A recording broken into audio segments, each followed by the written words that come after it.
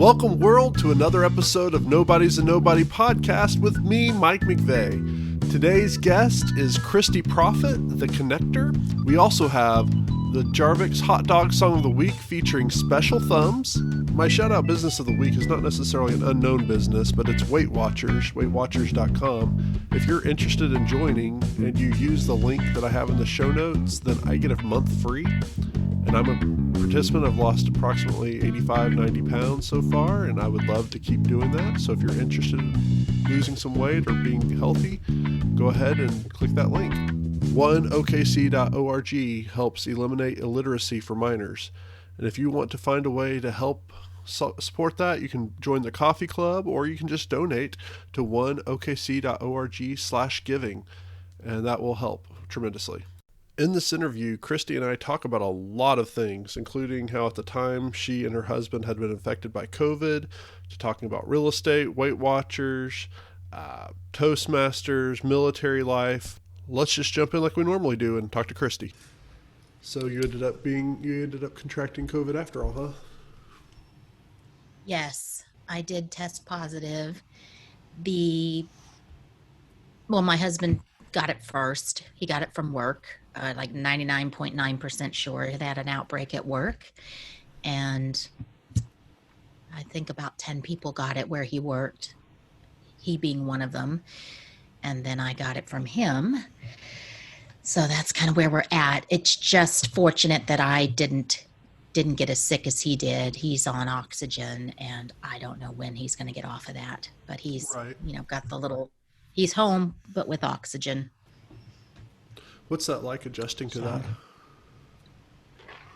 Well, we have tanks downstairs, and we have a machine upstairs that just continually makes it. So wherever he's at in the house, he has it available to him. Mm-hmm. It hasn't really hindered him much. He's very tired, doesn't have a lot of energy, so he's really tired of being tired.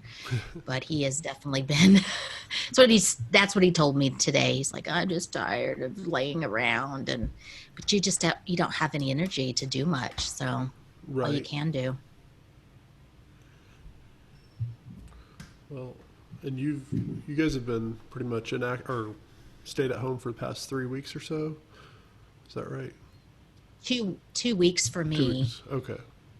2.5 for him. And luckily I knew well enough that when he got sick that I timed it where I was not at work during.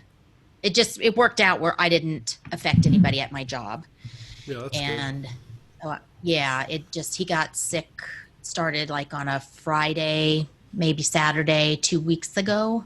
Mm-hmm. And I didn't go back when he started, even though we didn't know what he had. I just to play it safe, I told my boss, I said, until I hear his test results, I will not come back in. And then his test results came back positive. So it worked out where it didn't affect anybody that I work with, where they had to take off or anything. So it's worked out good. Yeah. Mm-hmm. You know anybody that's gotten it? Yeah, I've known a few people, and just found out someone I knew died actually just a few days ago. And he was a Toastmaster here in Oklahoma. Was a member of his club a couple years ago. So it sucks. And it's unfortunate.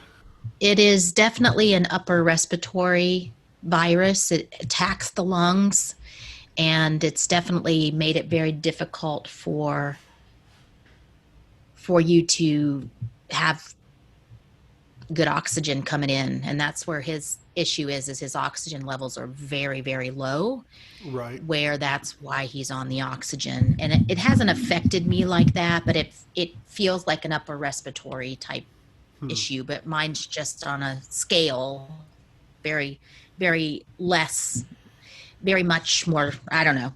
Where's the grammarian? I'm not as bad as he is, but yeah. So what kind of effects do you feel? I know you said upper respiratory, but what's that kind of look like? Yeah. That it started out with, I just remember laying there in the bed. It was around midnight, and I just took a breath, like a normal breath, nothing like a deep breath, just a normal breath. And I could feel just a little tightness right here in the chest. And I just said out loud, mark the calendar. I'm starting to have symptoms. And it was like 2 weeks ago, Monday, it would be 2 weeks around midnight. And I was just laying there in bed, and I just took a breath, and I could feel just almost like you would feel if you were wheezing, but you don't hear it, but that kind of that feeling of your like bronchitis, how your bronchial tubes are kind of tightened. Right. That's what it felt like. And it over the next couple days, it got a little worse. I started to kind of cough up some phlegm a little bit, and that's the worst of it. And of course, my voice got kind of hoarse, and not really a sore throat and not a persistent cough. But when I did cough, you could kind of hear a little something, not like a rattling in the chest or anything, but just it sounded like a different cough than what you would normally hear someone just like coughing. Right. And it didn't get any worse than that. For him, he had a whole week of kind of that, but worse. And then a week from when he started having symptoms and went to the ER, it took a turn for the worse. And that's when his oxygen levels dropped. That's when we went back to the ER, and they were going to admit him. They didn't have any beds available. They didn't have any COVID beds available. So he had to stay quarantined in the ER. Now, one little tip is when we took him to the ER both times, I kept him in the car. I walked in with the mask and everything, and I explained the circumstances, and they were very grateful that I didn't just bring him in. Right. So what they were able to do was get him into the triage area pretty quickly, but knowing that this person's coming in. The first time with COVID symptoms, the second time positive for COVID. So that kind of helped the emergency room staff to not just waltz him in there and announce, Right. I've got a positive COVID case right here. So we kept him outside or kept him in the car until they were ready for him to come in, and then go through the getting his vitals and all that. And then they put him in the back, and I couldn't stay. They sent me home until, and I thought he was going to be admitted, but they said they didn't have a bed for him. So they said he responded well to oxygen. His oxygen levels went up when they put oxygen on him. And so they sent him home. And I will tell you, within 30 minutes, the oxygen guy was at my house delivering oxygen. They have a very well-oiled system of how they do that. And he came and delivered oxygen. He didn't even come in the house. We went outside. We both had masks on, and he delivered it on the porch. Had turkeys running around because we have pet turkeys. And so he was fascinated with that. Took some pictures and videos of the turkeys, and then went on about his way. So Well, at least you got a picture of was a turkey.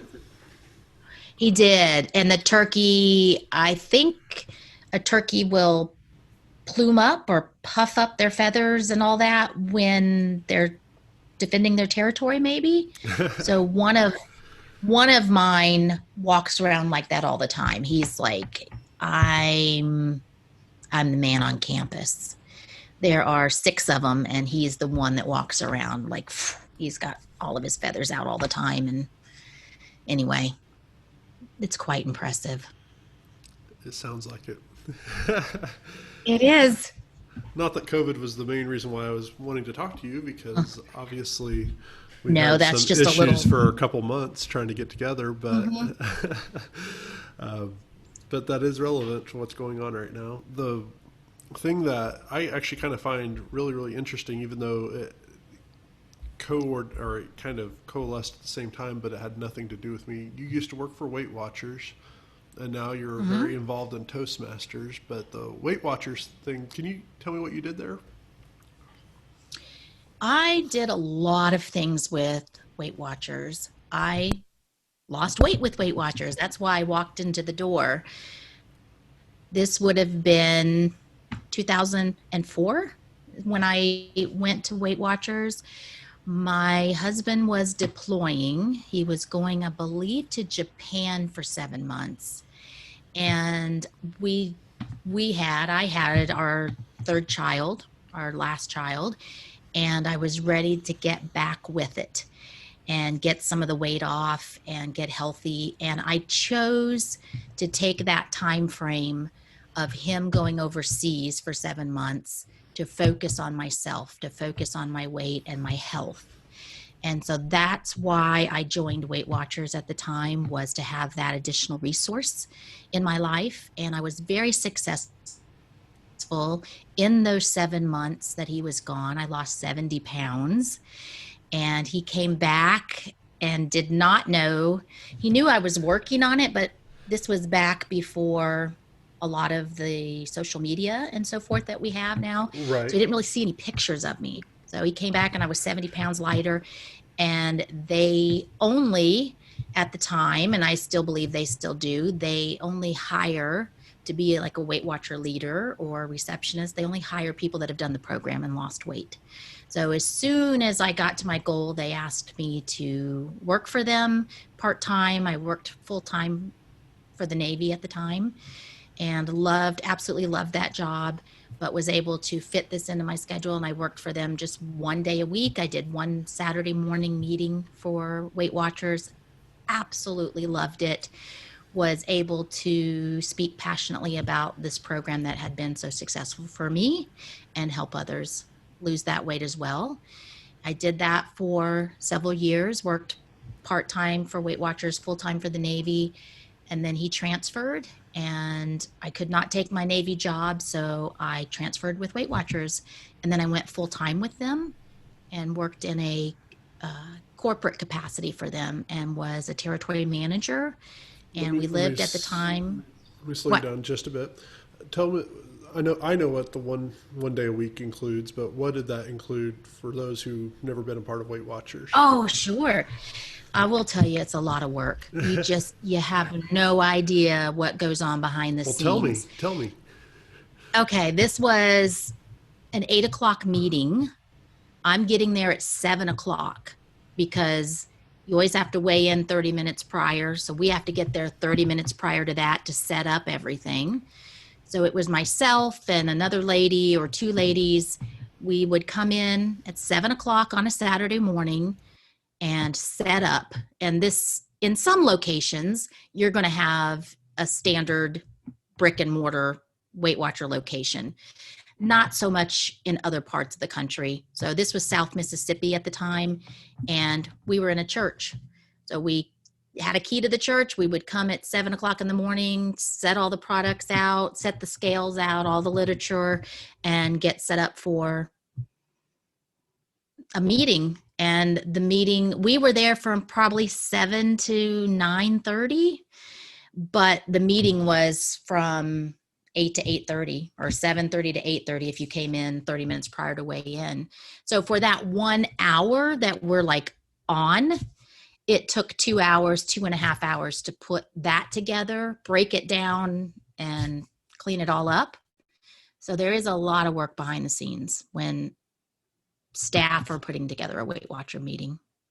Did they do those weekly topics back then as well, where there was like a certain subject matter for each week? They call them weeklies now. Yes, we did do that every week. Back when I was doing it, we had to make our own flip charts. Oh, wow. And I had, it was fun. It was kind of like art class in 6th grade. We'd have flip charts and markers. I'm giving away trade secrets here, but we would create our own flip charts and have those available for our members. And you had some creative freedom there. You could kind of make it your own. We did have a guide to go by. And so each week, what I taught my members, or I'll call them my members, they felt like my members, when I was training out whatever the topic of the week was, the same person 3 states away was doing the same topic. So it was very standard, and it was very customized, but we could individualize it to our members, to whatever we wanted to. So we had a little creative freedom there. What was the most difficult part of that job? The most difficult part of that job was having a struggling member, having a struggling customer, and helping them figure out what it was they were doing or not doing that was creating this obstacle for them. And there was a great little tool that they taught us to use. I use it to this day. I've used it in Toastmasters. I've used it in a lot of other places. You want to know this trick? Well, it's called 1 minute motivation, because it's designed to only take 1 minute to figure this out.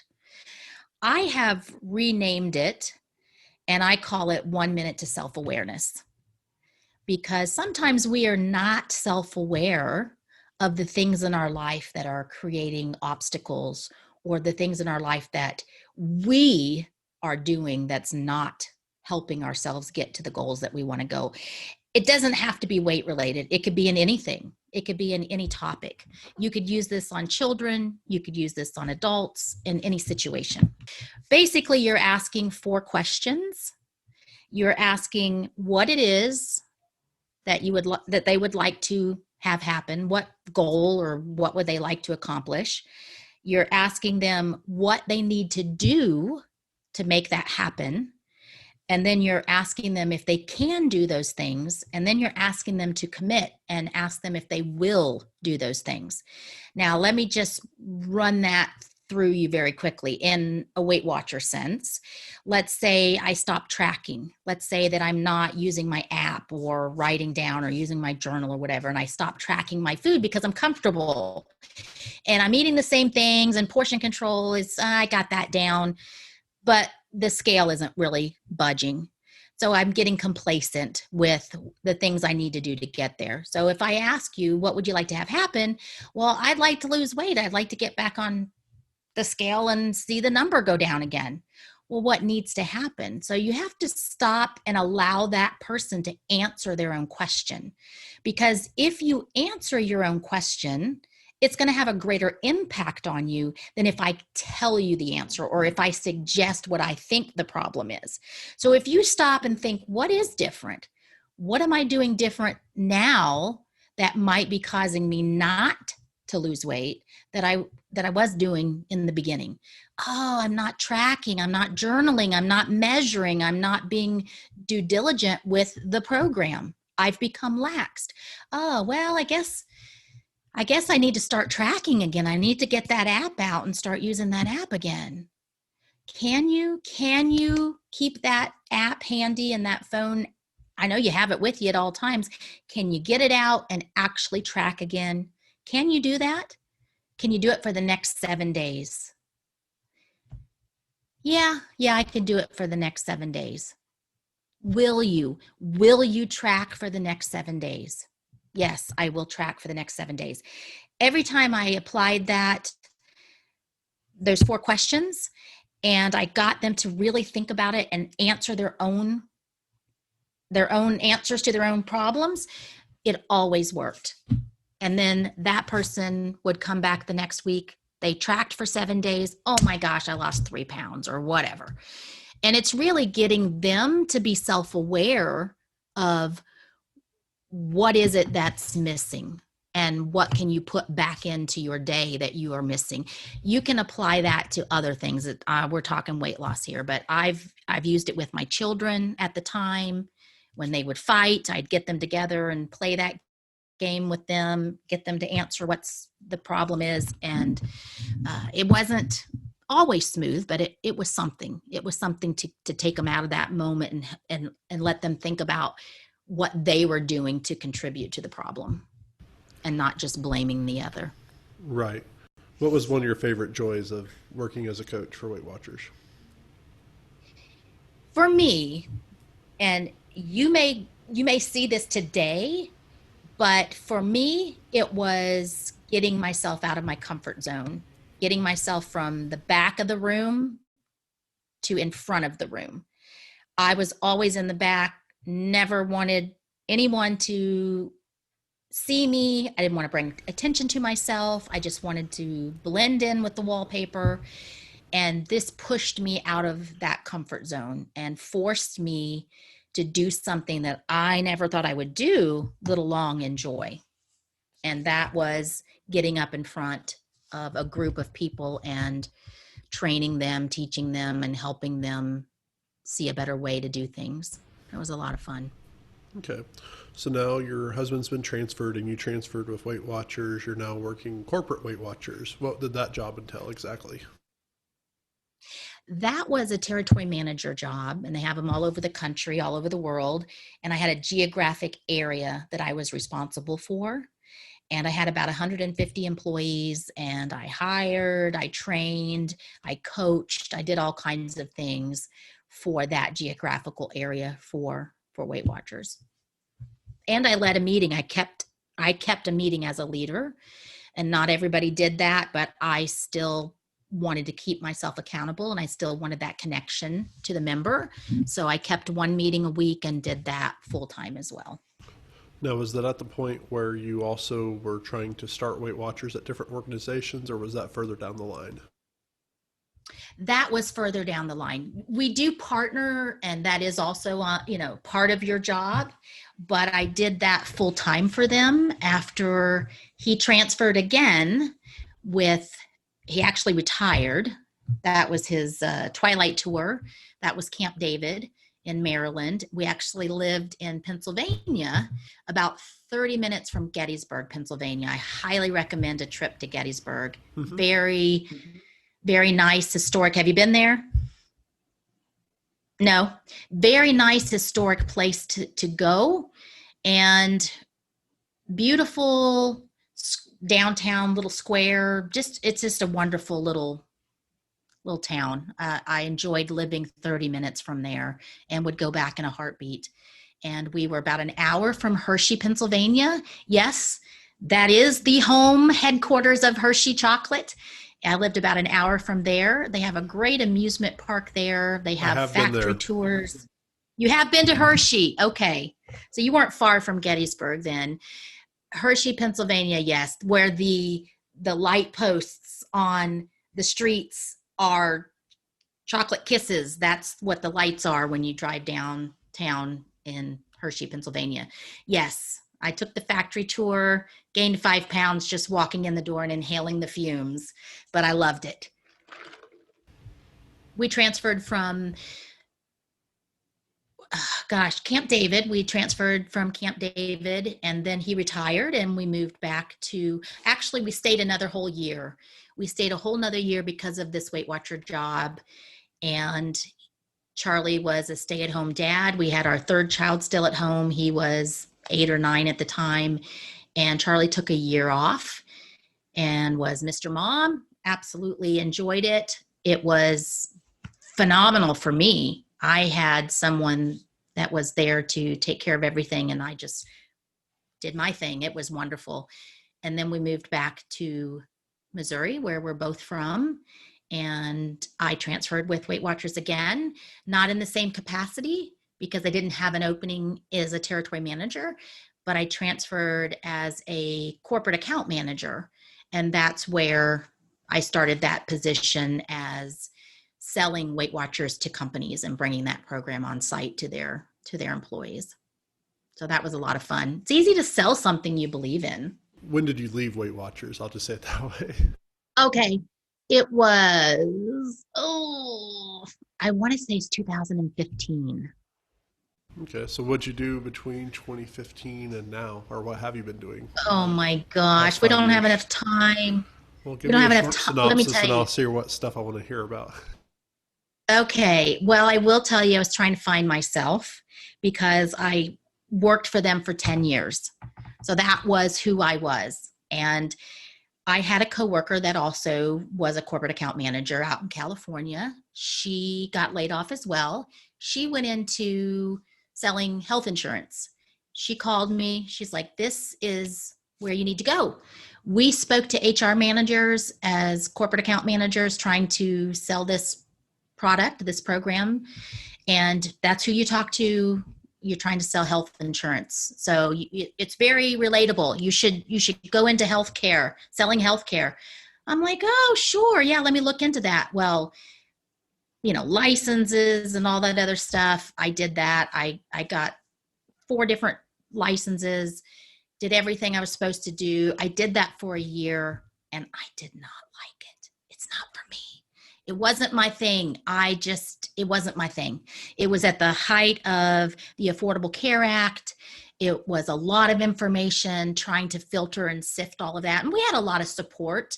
The company I worked for supported us a lot on information about that, but it just wasn't my thing. And I did that for a year, and I had a friend. In the meantime, we bought and sold a house, and I had the realtor that helped us sell our house and buy another one. She recruited me and said, I think you would make a great real estate agent. And I was like, that sounds like fun. Let me look into it. And then I started selling real estate. Absolutely a blast. It's much easier than it looks. Don't tell anybody, but after you pass the test, it's good. The hardest part of any business, of any entrepreneur, is finding your customer, is finding your client. And that's the hardest part, is just finding those people that want to buy, sell, or invest, and then want you to be that person to do it for them. So that was fun. I've had my license for 3 years. And so let's talk about real estate a little bit. I know nothing about it, except that apparently people make money and stuff off of houses. Yes, that is true. You can. It depends on the market, but yes, you can definitely make money off of a house. You can also lose money. And that's what I learned a lot about, was what is it that you could do to your house that would actually help retain the value or raise the value of your house. There's some things people do to houses. They spend a lot of money on their house. They can't recoup it. So I will tell you, go ahead. No, go ahead. What is one? You finish what you're saying, and then I'll ask. Okay. I was just going to say, in the meantime, while I was going to realtor school, I had a good friend that was an appraiser, and her assistant was out for some medical reasons, and she asked me to work for her. So I worked full time. As I'm sensing a trend here. I worked full time and went to school at night to get my real estate license, and enjoyed that. And probably was the only one in my office that had that experience. So for about 2 months, I worked with an appraiser and really got to learn the behind the scenes of what that looked like. How do we appraise a house? How do you know the value of a house? And so I learned all of that from her, and then was able to go into real estate from there. So someone like me, who will never probably read any articles about it online regarding housing and appraising and stuff, what are things that are really stupid that people have done that most people think, yeah, if I just did this, my house would be worth more? And it's not. I will tell you, and it's not. Sometimes it's aesthetically more pleasing, but it doesn't raise the value. So let's say you have a house that has siding on it, and you want to put faux stone or something on the front to give it some more aesthetic, or you want to do some curb appeal to it or whatever. It may be more appealing to the buyer, and you may have more people interested in it by what it looks like, but it doesn't always raise the value. And it may have cost you $10,000 to do that little facelift on it, or $20,000.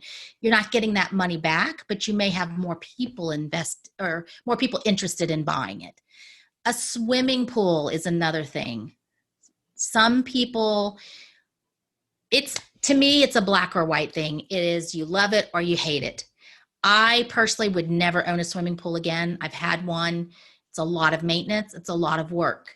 I didn't have a lot of children at home at the time that enjoyed it and this and that. And you know what I really, really didn't enjoy about it is I was the house to go to for everybody. Hey, can we come over Saturday and swim for a couple hours? And then the next thing is, well, we'll bring the hot dogs. And then you're like, well, if that's all they're bringing, we have to have drinks. And anyway, so you end up being the party house. Would that be to all swimming pools or just like above ground swimming pools? It can be for all swimming pools because not everybody wants to mess with a swimming pool when you have it. A lot of times it's a feature. Sometimes people, oh yeah, there's a swimming pool, yay, great. And other people are like, I don't want to mess with it. I don't want the maintenance. I don't want the expense or the cost. Depending on what you put into it. Let's say it costs $30,000 to put in a swimming pool, an in-ground swimming pool in your backyard. There's no guarantee that it raises the value of your house 30,000. You may not get that return on your investment. If you plan to stay there, you plan to use it, you plan to enjoy it, then by all means spend the 30,000, but don't spend it thinking that it's going to raise the value of your house and in a couple years you can sell it and get that 30,000 back. Might not be the case. It's a nice aesthetic and it might really make somebody want to buy your house, but it's not going to add value square foot wise. You can't count that square footage.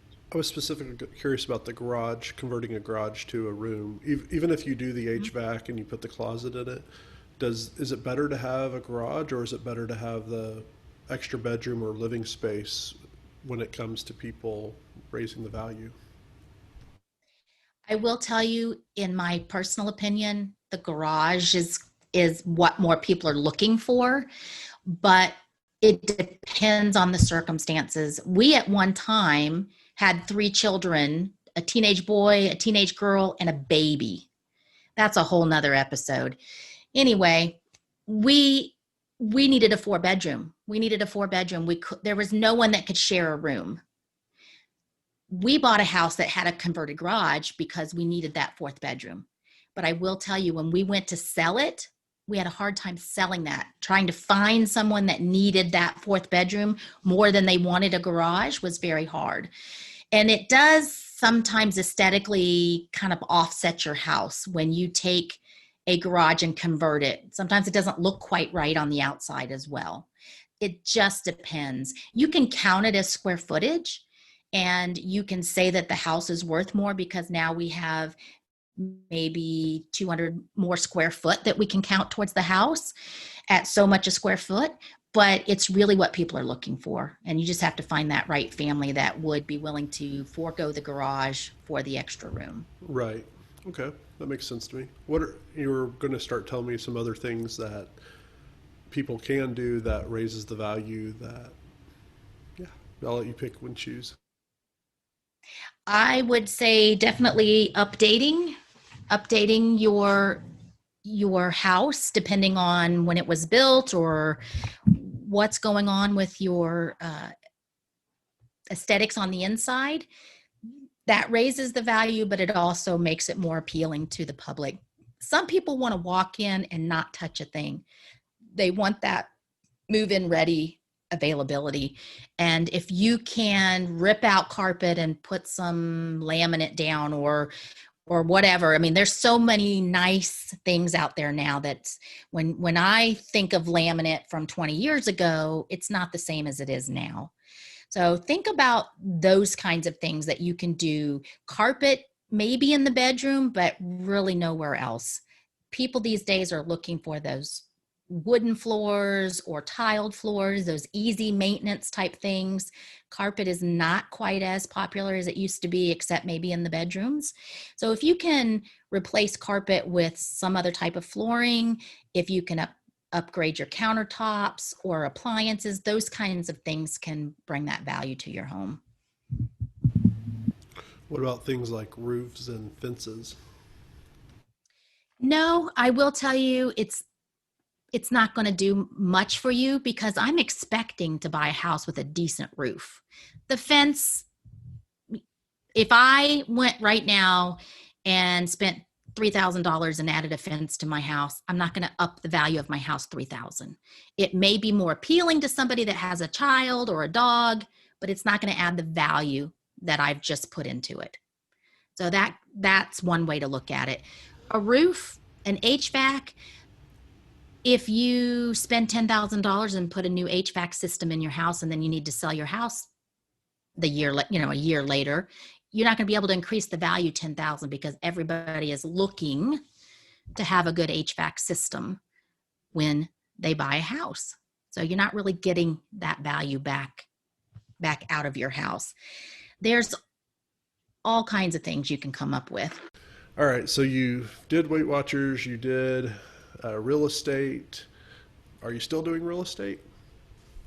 I still have my license. I'm not actively working real estate, but I still have my license. And I will tell you, selling insurance, selling real estate, they are commission-only jobs. They work if you work it, and you make as much money as you're willing to put effort out. And not that I wasn't willing to put effort, but it's not a guaranteed thing, as most people know. And there's many, many people successful in both realms, many that I know. But I was ready to punch a clock again. So I went back and took a regular job, and has done that in the last 3 months, something like that. So I am working for Liberty Utilities in Joplin, and we cover different areas of the 4 states in different pockets. And I'm working in customer service for them. And my son works for them and he spoke very highly of working for them. And so I thought, well, I'll look into it. I'm ready to kind of get back to the grind, and that's what I've been doing. So I have really enjoyed it. It's been a lot of fun. What does that job entail? Just what you think it is. Customer service, people calling in with issues. Okay. We service water, gas, and electric. So just helping customers, helping clients with any issues that they have in that. Turning it on, turning it off, whatever, and everything in between. Okay. So have you done anything else in the past few years that has hobby-wise that's taken up some time? I gotcha. Well, I will tell you, believe it or not, I kind of missed getting up in front of people. As I said, didn't think I would ever do it. Second, didn't think I would enjoy it. Third, didn't think I would ever miss it. I actually missed getting up in front of people and training, not just talking, but being productive. There's a difference. Being a facilitator, being a speaker are 2 different things. That interaction, I missed that interaction. And I came across this program that you're familiar with, Toastmasters, from a gentleman here in the Joplin area. His name's David Wells. He was trying to get a club started. He was out on Facebook promoting it, and I went and visited a meeting and haven't left since. So that was about 4 years ago, 4 years and a couple months. May, it was 4 years. And like some people that come into this organization, Toastmasters, they come in with some skills. They come in not being afraid to speak and so forth, and they just want to polish it, want to enjoy it. That was more me than some of them that come in and they're nervous and afraid and they want to get over that fear. So it just, and you have everything in between as well. So I have kind of geeked out on it. I will tell you, I have absolutely fallen in love with this organization. It has been around. Well, we just had its 96th anniversary. August 11th was 96 years Toastmasters International has been around. Now, it was around before that, but not officially. And it was started by Ralph Smedley, known as Dr. Ralph Smedley now. But it really is a leadership and communication development organization. Now, I will tell you, I have a little bit of guilt sometimes because I promote this program so much. And I'm like, you know what? You're not feeding starving children. You're not donating this or that. Why spend so much time on this organization? And it is a nonprofit. I have thoroughly enjoyed helping others gain confidence. I have thoroughly enjoyed seeing someone be able to stand up, articulately communicate what they want their message to be, and they couldn't do that 6 months ago, 3 months ago, a year ago. I've thoroughly enjoyed seeing people get career advancements, promotions, get new jobs because of the skills that they're learning in this organization. And just to bring it back around, I want to tell you a quick little story from when I started working for Weight Watchers.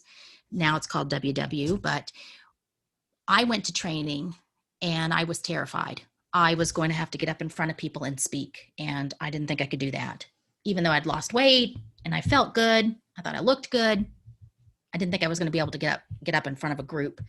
We had about 30 people there that were training. We broke into smaller groups. There was 5 or 6 of us, and we had to give a 15-minute, maybe even 5-minute presentation in front of 5 or 6 people in a hotel room with a flip chart. All of us were right there together. They called on the first girl. She got up there. She looked down, trembling, her hands, her arms, her shoulders trembling. She would not look up. She just looked at the floor. She wouldn't speak.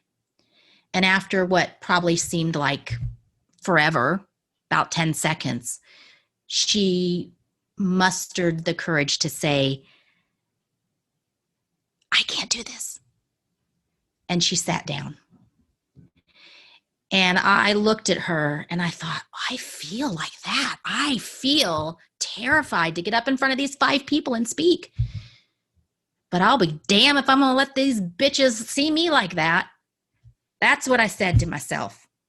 I said, you know what? Go for it. Go for it. You feel like she looks, but nobody knows it but me.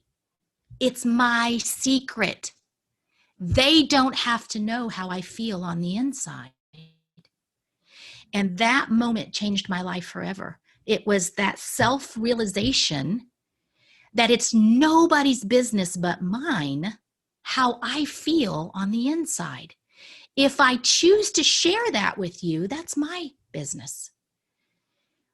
But I decided that day that I was going to act as if I was confident. I was going to act as if I had it together and that I knew what I was doing and I was comfortable doing it. And they bought it, hook, line, and sinker. And after about 3 months, I stopped acting and it came naturally. So you're a proponent of fake it until you make it. No, I am not a proponent of fake it till you make it.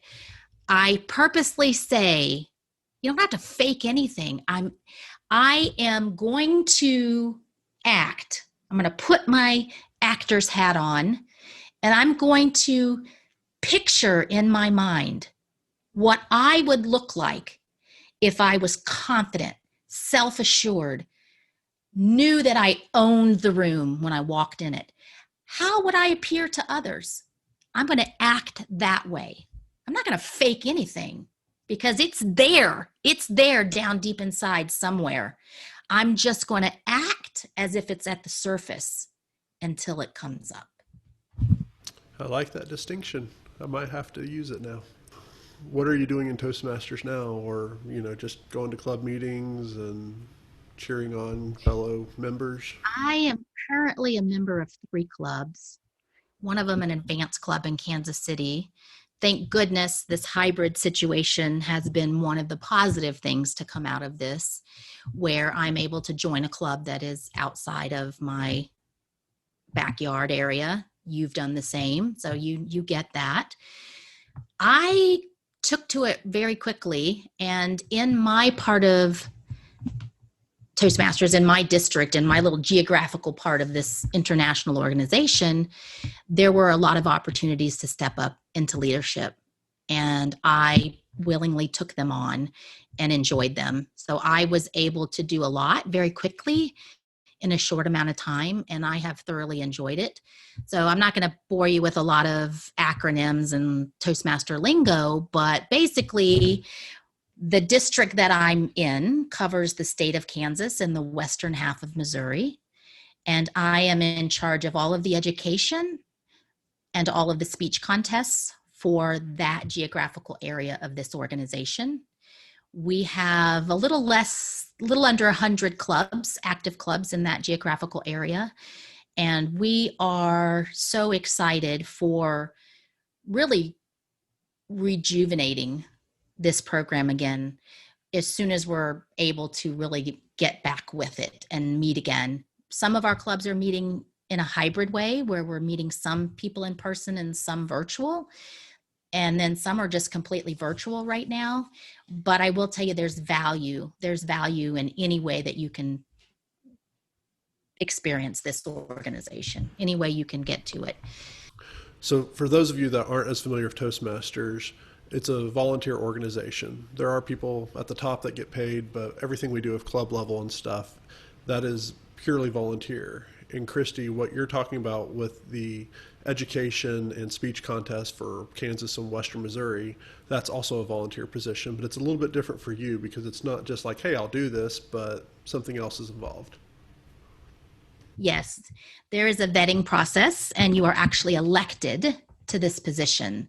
So each district has 3 top people that are kind of in charge and do different parts of different things for the organization. And program quality director is what I'm doing this year, and that is in charge of the education and the speech contests, which I hope to someday compete in. I've never been eligible to compete in a speech contest. I know you've done that many times, and that is something I want to challenge myself on eventually.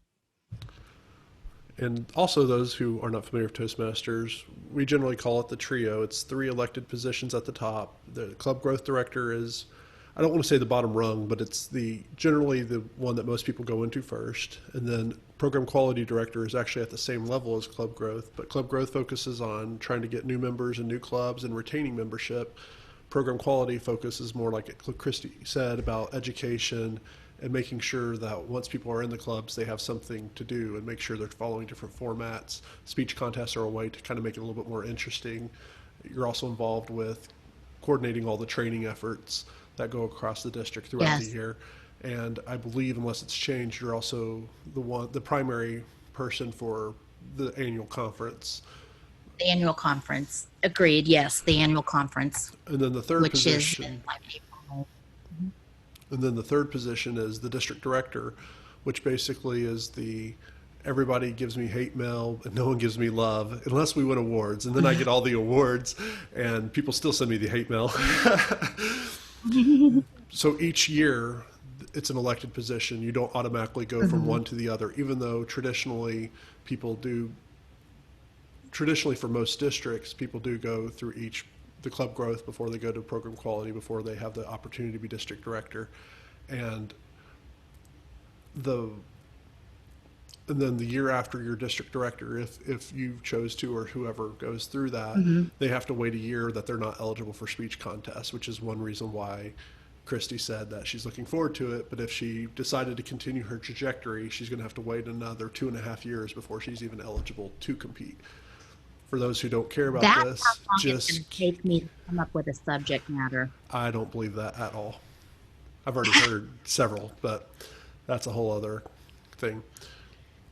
So I'm not going to mention this on the podcast, but I've purposely avoided talking about Toastmasters this long, even though I think most of my guests have been Toastmasters for various reasons. But sure. Having been someone who already was fairly accomplished in training and communication and leadership, what does Toastmasters provide you or people like you who, I understand sharpening skills, that's great, but why choose Toastmaster? What's the deal for you for Toastmasters that makes it worth it?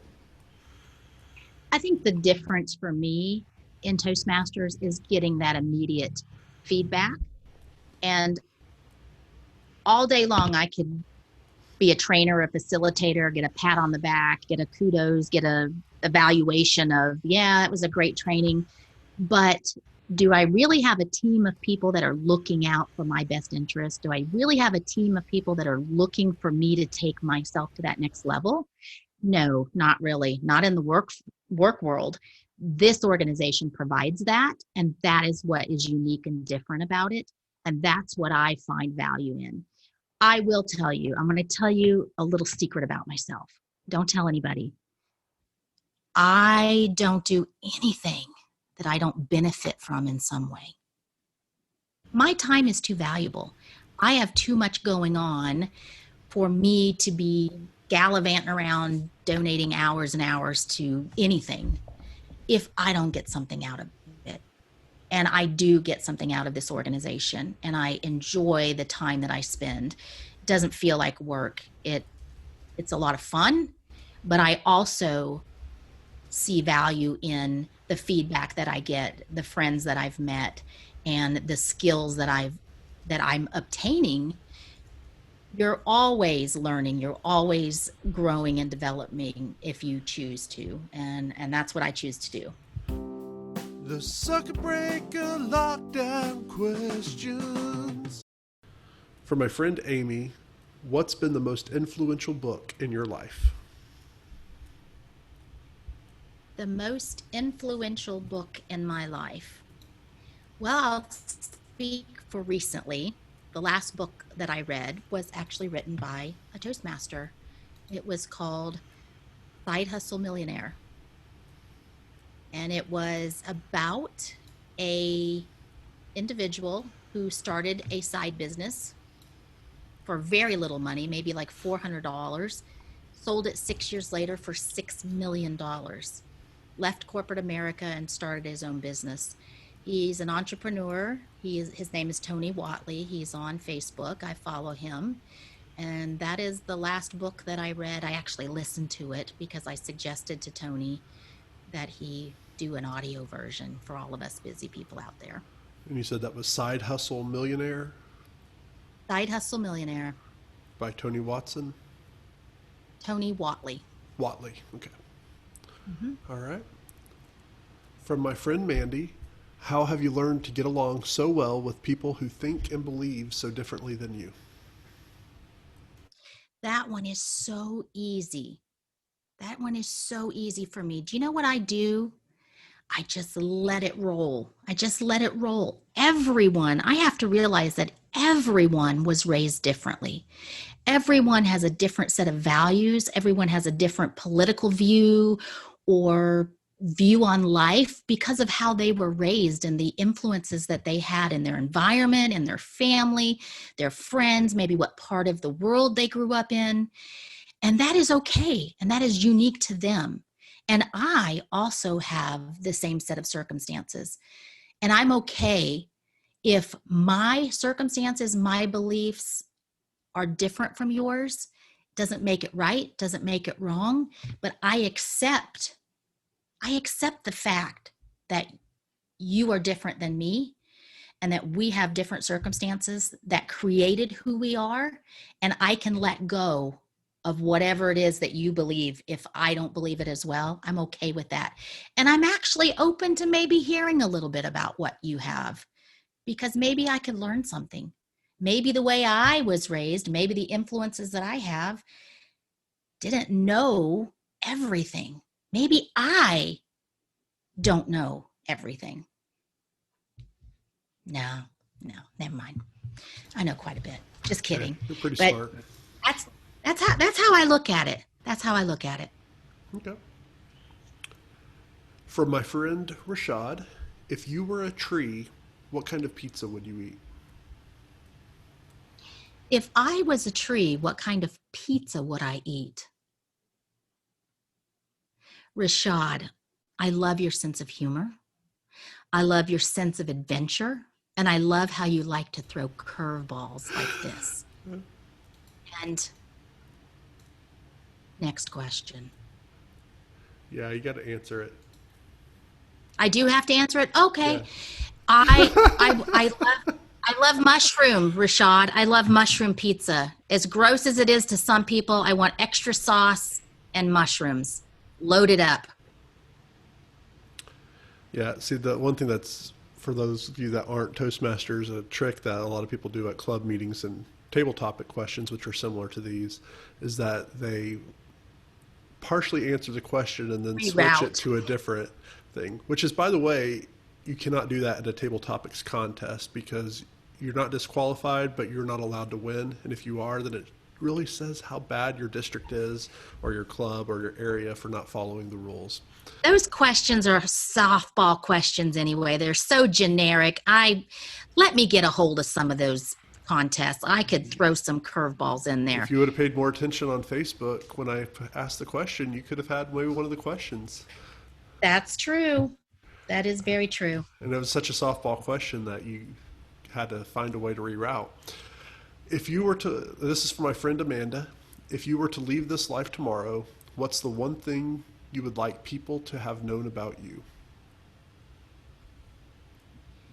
I would like people to know that I was the connector, that I brought people together. I don't do anything without thinking about it first.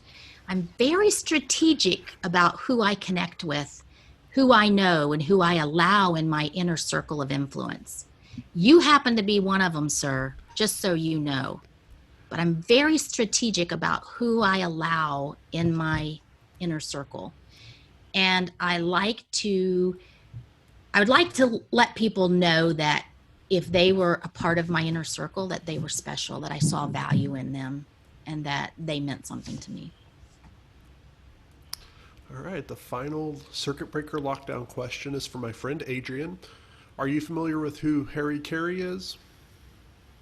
Absolutely. Okay. I'm such a huge baseball fan. I'm sorry. But you are in Missouri, so you have all those Cardinals and whatever. All right, so... I have a particular team. But go ahead.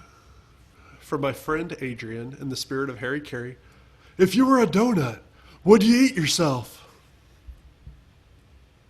Absolutely. Do you know why? Do you know why I would eat myself? I do not.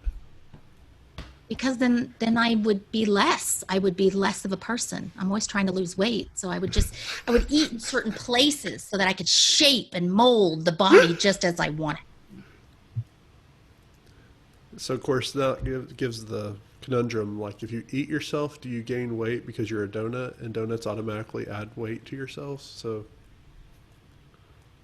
that's okay. You don't have to answer that one. Not in my fantasy. Not in my fantasy. Thank you, Christy, for being willing to be on the podcast today. Is there any products that you would like to sell us that we could support you somehow? I'm not peddling anything currently, but check back in a few weeks. Okay. That book was very interesting, Side Hustle Millionaire. You never know. All right. Hot dog. Hot dog. Hot dog. Hot dog. Hey listeners, it's Jarvix again with my Hot Dog Song of the Week. This episode, I'm bringing you the weird and fantastical music of Special Thumbs, an OKC-based indie alternative band with a flair for atmospheric electronic-tinged production. It's a very specific sound that finds beauty in strangeness and vice versa. Their bio suggests to, quote, think Cage the Elephant meets Spoon, or Tame Impala crashes into Kings of Leon, blended with a dash of early influence, courtesy of the Kinks and the Beatles. I think that starts to assemble an idea of what Special Thumbs is, but to me, there aren't really any comparisons to other well-known bands that quite conveys just what this band does. It doesn't take much digging to gather that this is an odd troupe of musicians. I've seen them in costume more times than I can recall. The individual members all have pseudonyms, which I tend to forget because the so-called stage names of Chiefy Rune and Pablo Tortoise follow them around even when they're not performing. According to Special Thumbs lore, the band's name comes from a conversation about finger painting. These are some interesting fellows. It's really important to note, though, that they make serious art, which is a major proving point of the new Special Thumbs album called So Who Do You Know? With pristine production and thoughtfully built arrangements, it's a blissful, psycho-spiritual experience that dives headfirst into its realm of curiosity. The 11-track album is available for purchase now exclusively on the band's website, specialthumbs.com. However, you can also listen to pretty much every track on your streaming platform of choice at this point, as the band has been releasing them as lead singles for over a year. The most recent of these is Heaven Must Be Fuzzy, and that's the track you'll be hearing shortly. Off the bat, you'll hear some of the eccentricity I've been talking about. There's a roving, squeaky noise that was probably a more traditional instrument at some point, but has since been squeezed into another dimension. You'll also get a taste of Chiefy's lead vocal work, which thrives on non-traditional delivery, harmonies, and effects. If you're a bit weirded out by it at first, just hang with it, because this track takes a really cool arc to the end that might swell up in you more than you'd expect. I love what Special Thumbs is doing, and if you dig it as well, again, consider purchasing the album from SpecialThumbs.com. As I mentioned in my mini-sode for Nobody's a Nobody about the 7 tips to support musicians during COVID, buying music directly from a musician instead of streaming or using a third-party service is almost always the best way to go about it. So here's a taste of that new album. So who do you know? This is Heaven Must Be Fuzzy by Special Thumbs.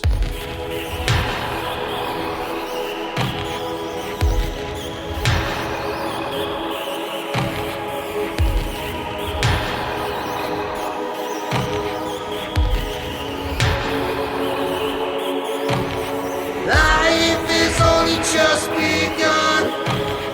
I am standing there fighting.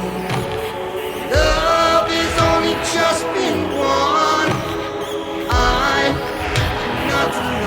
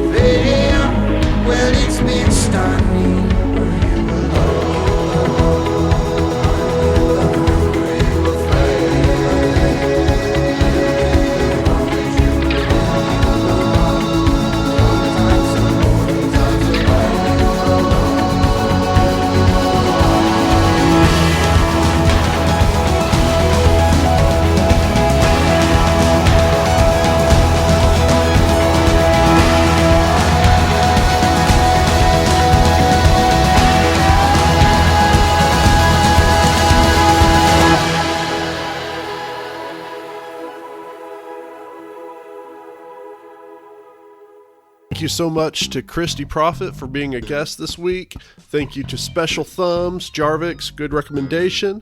If you'd like to support 10okc.org, just go to that same website, 10okc.org/giving. Support Weight Watchers if you're interested in developing a healthier lifestyle. And if you click the link, you can help me get a free month. I look forward to some future episodes that are going to be just as great and swell and neato. Until next time, stay a nobody.